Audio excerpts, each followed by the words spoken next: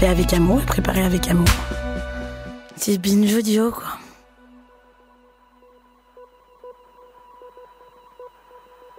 La relation du public par rapport à des sextapes, elle est très ambivalente, de la même manière que la relation célébrité, d'une façon générale, est très ambivalente. Djamil Daklia, sociologue des médias à l'université Sorbonne Nouvelle. C'est-à-dire qu'il y a à la fois le souci de se comparer, il y a une forme de curiosité, et en même temps, il y a une forme de jugement et de réassurance par rapport à la morale commune.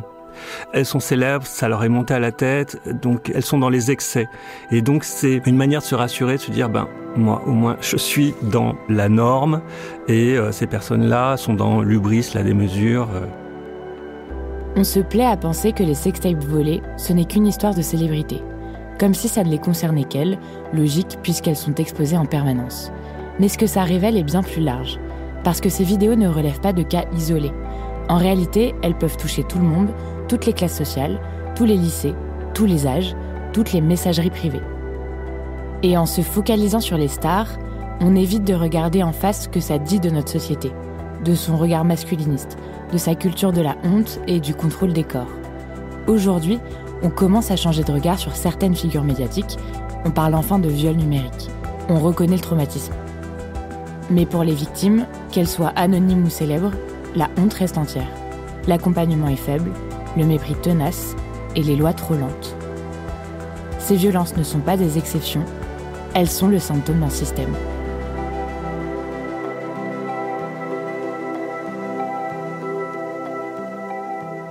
J'ai déjà eu une amie qui s'est déjà fait, on va dire, harceler, où des nudes ont été envoyés, mis sur des comptes, où tout le monde insultait sur les republications. I really don't think I'll ever get these images down from the internet. I'm sorry to my husband, and I'm sorry to my children that when they get older, unfortunately, there are going to be images of their mother out there. Il a commencé à me dire... j'ai une vidéo de toi. Si tu me donnes pas de sous, je vais les poster. C'était une vidéo à caractère pornographique. Cette vidéo, il l'a envoyée à des gens du collège, à des gens de l'extérieur. J'ai commencé à recevoir des courriers avec des photos de moi. Et après, il y a eu les diffusions de photos et de vidéos. Donc que je n'avais pas faites avec lui. Il me les a volées sur mon ordinateur. Quand je porte plainte, on me fait comprendre en fait, maladroitement, que ça va sûrement servir à rien. Cette dame m'a dit « Mon fils n'a rien à voir avec tout ça, c'est votre fille. Elle n'avait pas à faire ce qu'elle a fait. » L'histoire de la sextape, épisode 2.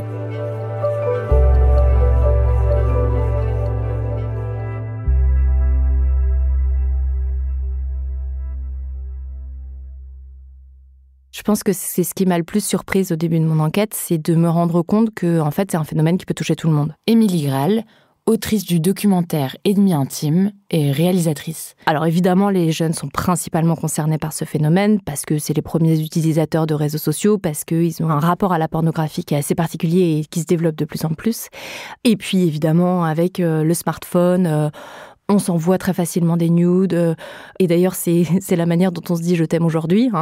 Mais ce qui a été vraiment étonnant pour moi, c'est de me rendre compte que c'était une pratique très courante, en tout cas de plus en plus courante, chez les adultes, et que ça peut toucher tout le monde et qu'on n'a pas du tout de profil type. On va dire que l'immense majorité des victimes sont des femmes, mais ça peut aussi toucher les minorités sexuelles comme les hommes homosexuels, par exemple. 15% des hommes homosexuels sont touchés par de la pornodivulgation. Il n'y a pas de catégorie socio-professionnelle définie, ça peut toucher tout le monde.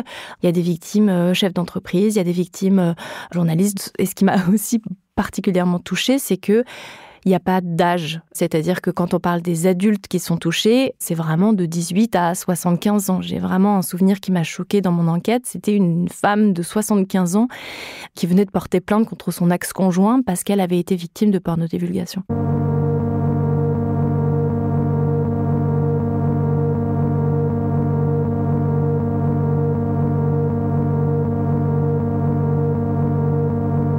J'ai vu ma fille, pour moi, qui allait mourir devant mes yeux. Hier après-midi, à la sortie du collège, sa fille de 13 ans, Samara, est prise à partie par une vingtaine d'adolescents. 3 d'entre eux la jettent au sol et la frappent violemment. On a tapé sa tête à plusieurs reprises contre le trottoir. Elle était au sol, elle était inconsciente. Ils ont continué à taper dans la tête, à taper dans la poitrine, à taper de... J'ai pensé que c'était la fin.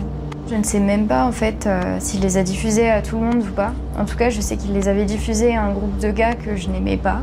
Ça les a bien amusés de quelque part faire tourner les photos. Alors après, est-ce qu'ils les ont diffusés ou pas? J'ai jamais eu la réponse. Les conséquences pour moi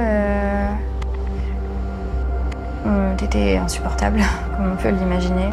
De la 3e jusqu'à la terminale, j'ai été la pute, j'ai été la salope, j'ai été celle qui suçait en soirée. Enfin, tout ça, je le cite évidemment.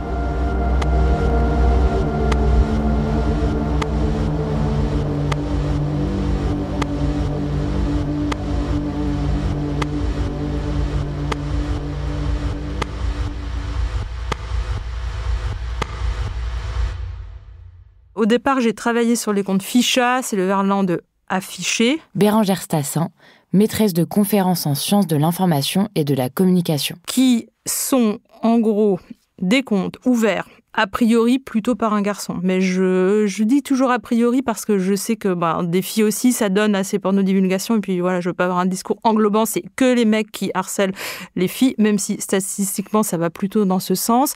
L'idée d'un compte Ficha, c'est ouvrir un compte plutôt sur Snapchat ou un autre réseau social et demander à des garçons d'envoyer des photos dénudées, entre guillemets, de filles de leur entourage. Donc, si on est en contexte adolescent, plutôt les filles du collège ou du lycée, et avec la mention, c'est-à-dire le nom, le prénom, si possible, le numéro de téléphone de la jeune fille, ou taguer la jeune fille. Parce que le but du compte Ficha, c'est ensuite de pouvoir envoyer des propositions, on va dire, indécentes ou des contenus totalement inacceptables à la jeune fille en question. Et en faisant ma petite enquête dans la littérature scientifique, je suis retombée sur ce site myex.com. 2004-2018. Donc 14 années quand même d'existence. Et donc, comme son nom l'indique, c'est destiné aux ex. Le principe, c'est que des hommes qui estiment qu'ils ont été, dont l'image a été entachée par leur ex parce qu'elle les a quittés ou parce qu'elle les a trompés, de publier tout ce qui est possible en termes de contenu intime. Donc sur ce site étaient balancées toutes les photos intimes, des vidéos intimes. Et la particularité, c'est pour ça que je fais le lien avec les comptes Ficha, c'est que l'idée, c'était de donner le nom, le prénom, à l'époque même l'adresse personnelle de la femme et son adresse professionnelle. Et là, il y avait des vengeurs qui, justement, c'était l'idée revenge porn, des vengeurs masqués ou pas, qui allaient l'insulter, soit virtuellement en lui envoyant des mails, à l'époque, je parle de 2004, soit en allant frapper à son domicile, soit en l'attendant devant son lieu de travail pour l'insulter, etc. Et le but du jeu, c'était une sorte d'acte de virilité compensatoire avec toujours ces enjeux réputationnels. Tu as osé entacher ma réputation en me quittant ou en me trompant. Eh bien, moi, je vais détruire ta réputation. Et là, pour le coup, ça fonctionne bien. Enfin, je veux dire, les femmes ont vraiment leur réputation et leur vie détruite.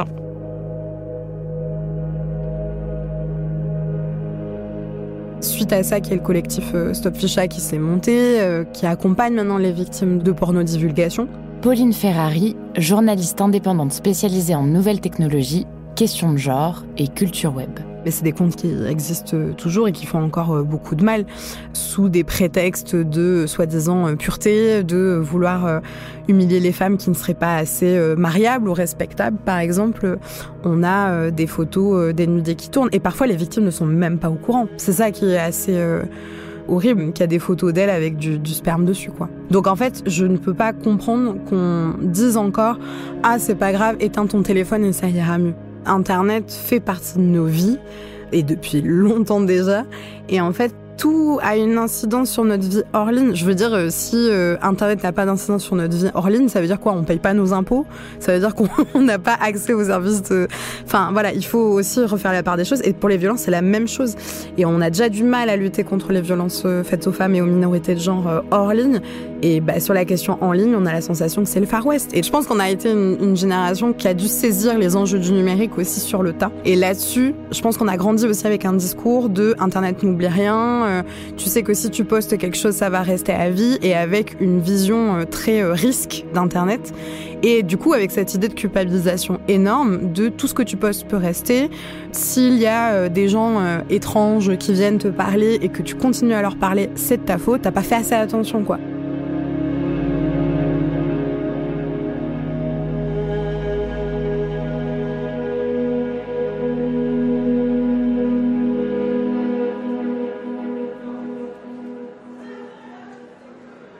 Pendant 3 ans, j'ai rencontré les mêmes ados tous les 6 mois dans des établissements scolaires vraiment différents, des lycées pro, des lycées dits de centre-ville. Bérangère Stassin. Je suis même allée jusque dans des lycées ruraux, vraiment enclavés dans le fond des Ardennes ou de la Moselle. Donc voilà, d'une diversité de population.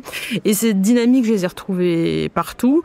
Tous les adolescents et toutes les adolescentes m'ont donné les mêmes exemples. Sur les 18 personnes que j'ai rencontrées, 14 élèves, garçons-filles confondus, avaient été témoins de pornodivulgation. Avec, dans l'ensemble des établissements, toujours la même histoire. Une jeune fille qui a fait une photo intime à son copain, dans une relation de confiance, donc la jeune fille pense que la photo va rester confidentielle ou de toute façon elle n'a pas vocation à sortir. Le garçon publie la photo, on pourra essayer de se demander pourquoi après. La photo fait le tour de l'établissement, la jeune fille est taxée de fille facile, ses copines se désolidarisent, elle est isolée, harcelée, et on sait que parfois ça va jusqu'à... Alors je vais pas tout de suite tomber dans le discours alarmiste, au suicide. On sait que il y a quelques cas quand même, mais à tout le moins des idées noires, un état dépressogène, beaucoup d'anxiété, etc.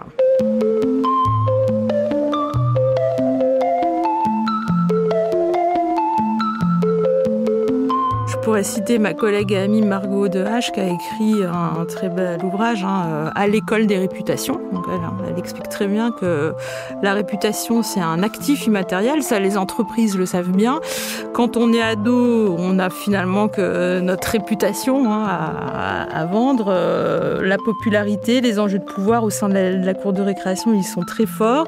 Et les garçons en fait sont aussi soumis que les jeunes filles aux normes de genre. Donc à l'adolescence, les normes de genre, c'est les normes qui nous dictent comment on doit se comporter pour être un vrai gars, un bonhomme, viril, etc. Et comment on doit se comporter pour être une fille respectable.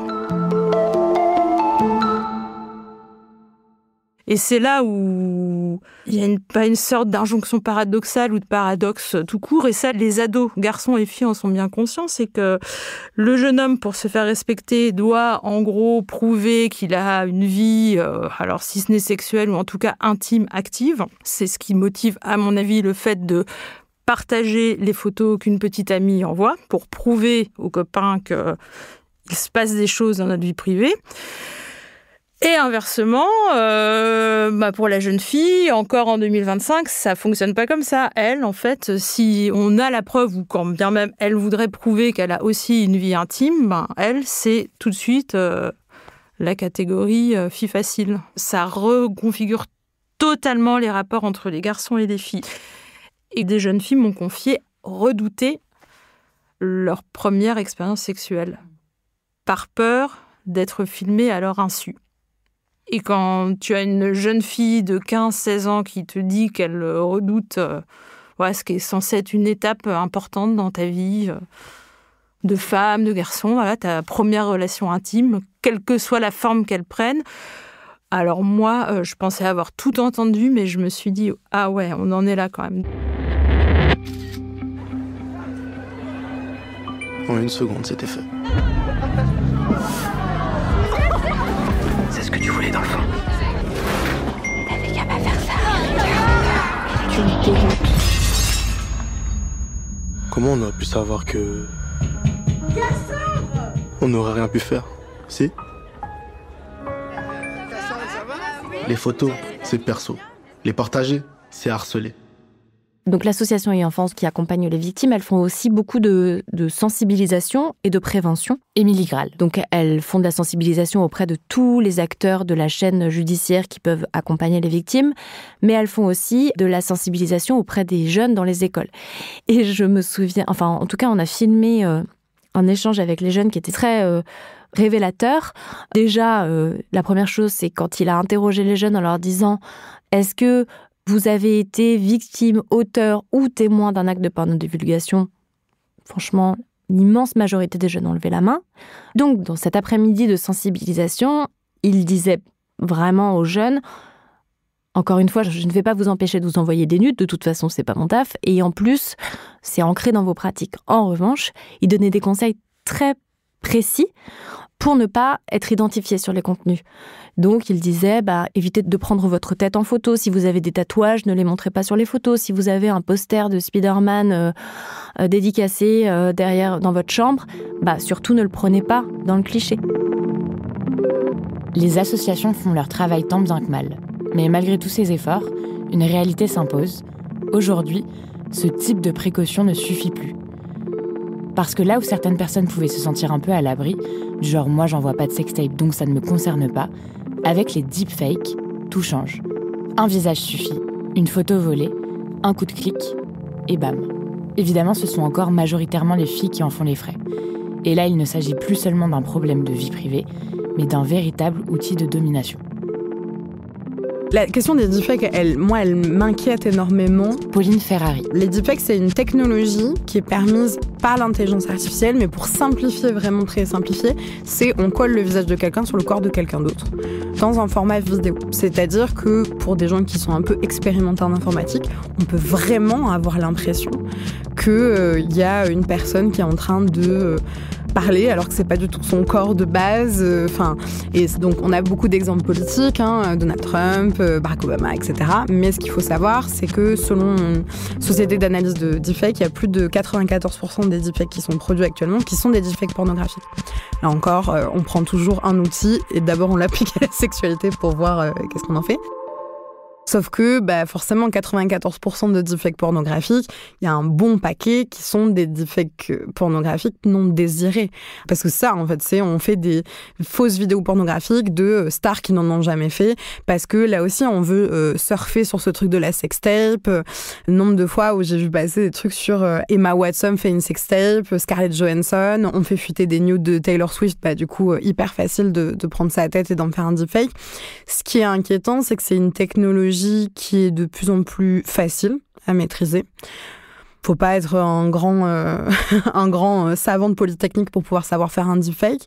Du coup, c'est inquiétant parce qu'à partir du moment où un outil est de plus en plus accessible, forcément, les gens vont pas toujours faire des bonnes choses avec. Et ce qu'on a pu constater, c'est que comme on a compris que le fait de montrer des photos dénudées de femmes, ça les humiliait, et que c'est un super bon outil d'humiliation et de silenciation des femmes, des féministes, des personnes minorisées, en fait, le deepfake là-dessus, c'est l'outil parfait. Ça prend pas longtemps à faire. En plus, c'est l'intelligence artificielle qui nous aide et ça sert juste à humilier publiquement. Et le nombre de sites qui existent, qui concernent aussi des personnalités françaises, parce que je pense que c'est important de le dire, c'est pas juste des grandes stars américaines, genre Taylor Swift, etc. C'est aussi des femmes politiques françaises, des streameuses, des créatrices sur YouTube qui n'ont pas forcément des millions d'abonnés. Et ça les concerne aussi, les Léna Situation et compagnie.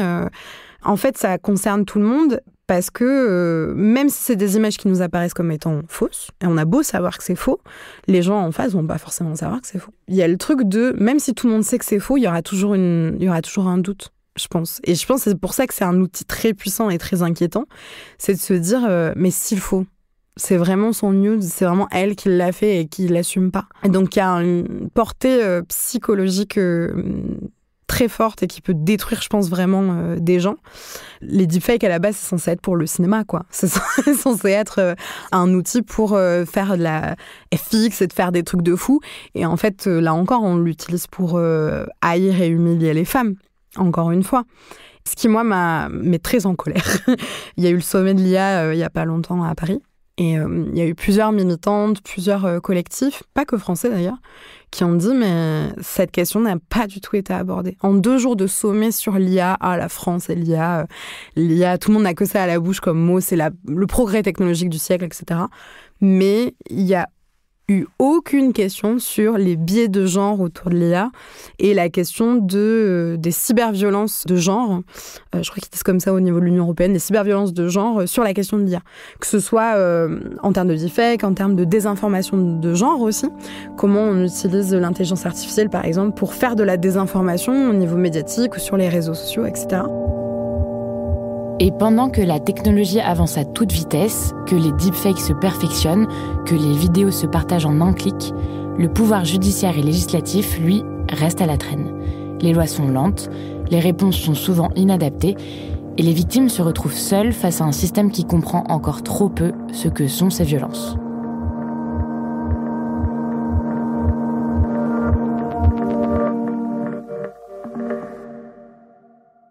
C'est bien ça le problème. Il y avait eu un tweet de la gendarmerie il y a 3 ans, il me semble, Émilie Graal, qui était un tweet hyper pernicieux parce que, en gros, le tweet disait « Envoyer un nude, c'est accepter de prendre le risque de voir cette photo partagée ». Moi, ça m'avait choquée et ça avait fait un esclandre et donc ils avaient retiré leur tweet en s'excusant parce qu'en effet, on est sur le port de la jupe il y a encore 30 ans. En France, depuis 2016 seulement, donc la pornodivulgation est un délit inscrit dans le code pénal, qui est passible donc de 2 ans d'emprisonnement et 60 000 € d'amende. Donc ça, c'est dans le code pénal depuis 2016. La majorité des acteurs qu'on a rencontrés, ou en tout cas les témoignages qu'on a reçus, montraient bien qu'il y avait une espèce de méconnaissance totale du sujet. Surtout, en effet, le maillage judiciaire, c'est-à-dire du policier, du gendarme, à la gendarmerie, auprès de qui on va déposer plainte, jusqu'aux avocats, aux magistrats, aux juges, c'était des affaires qui étaient complètement reléguées au second plan. La majorité des victimes ont été renvoyées chez elles. On leur a demandé de régler leur affaire entre eux. Finalement, c'est ça qui était extrêmement difficile pour les victimes parce que déjà, il faut oser se considérer comme victime. Ensuite, il faut aller porter plainte. Et quand on est reçu par des policiers qui les verraient bien, ces photos. Il y a une victime qui a voulu déposer plainte dans un commissariat. Ils l'ont refusé et après, finalement, le policier lui a dit « Bon, moi, je pourrais pas prendre ta plainte. Par contre, je veux bien voir les photos. » Pardon ? Donc, voilà, il voulait voir ses nudes. Et quand elles ont la chance de tomber sur des officiers qui comprennent et qui entendent, derrière, c'est la croix et la bannière. Et puis, il faut pas sous-estimer quelque chose. C'est qu'il y a un gouffre entre le temps médiatique, le temps des réseaux sociaux et le temps judiciaire. Le temps judiciaire, c'est une éternité. La majorité des victimes doivent attendre 5, 6, 8 ans pour espérer avoir un procès ou au moins l'instruction d'un dossier. Et en fait, pendant ce temps-là, les contenus, ils continuent d'être diffusés, d'être partagés. Et en fait, ce qui rend la chose extrêmement affolante, parce que plus on attend, plus c'est difficile à rattraper derrière. Je pense qu'il y a encore besoin aujourd'hui, et que ça va prendre du temps, mais qu'on tient le bon bout, vraiment de sensibiliser tous les acteurs de la justice. Et il y a aussi un autre acteur qu'il faut réussir à sensibiliser, mais eux ne voient aucun intérêt à stopper la diffusion de ces contenus, c'est les plateformes. Eux, évidemment, ça fait du clic, ça fait du buzz, ça fait de l'argent. Finalement, c'est un ensemble d'acteurs qu'il faudrait fédérer ensemble pour, stopper la diffusion de ces contenus.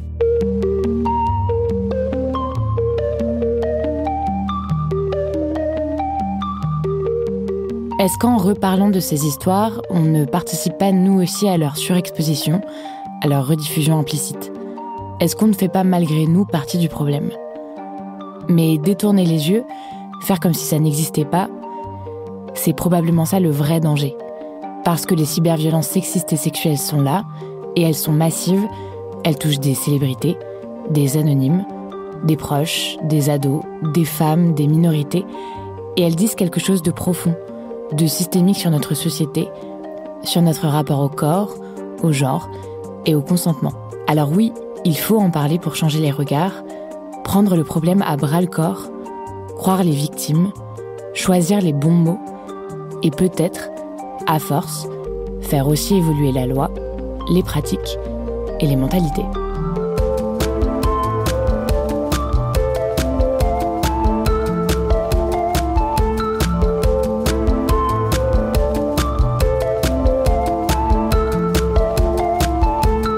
Merci à Juliette Livartowski et à ses invités. Merci à Mathieu Thévenon qui a réalisé ces 2 épisodes de Programme B, un podcast de Binge Audio préparé par Charlotte Bex. Tous nos épisodes, les anciens comme les nouveaux, sont à retrouver sur toutes vos applis de podcast préférées. Cherchez-nous sur Internet si vous voulez nous parler et à très vite pour un nouvel épisode.